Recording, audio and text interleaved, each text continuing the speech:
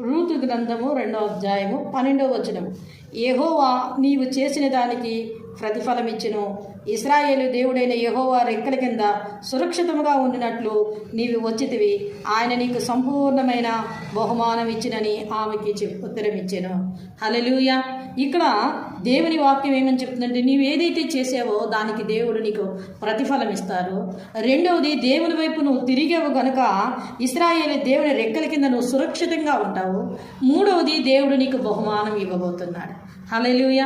ప్రియ సహోదరి సహోదరుడా, ఈ ఉదయకాల సమయంలో నువ్వు దేవుని వైపు తిరిగినప్పుడు ఆయన తన రెక్కల కింద నిన్ను సురక్షితంగా కాపాడి నీకు ప్రతిఫలాన్ని ఇచ్చి ఆయన నీకు మంచి బహుమానాన్ని కూడా ఇవ్వబోతా ఉన్నాడు. కనుక నీ ఉదయకాల సమయంలో ఈ వాగ్దానాన్ని పట్టుకొని ప్రార్థన చేసి నీ దినాన్ని ప్రారంభించు. దేవా, నీ సురక్షితము నాకు దయచేయండి, నీ ప్రతిఫలం నాకు అనుగ్రహించండి, నాకు బహుమానం దయచేయండి అని దేవుడు ఈ దినాన్ని నీకు గొప్ప బహుమానాన్ని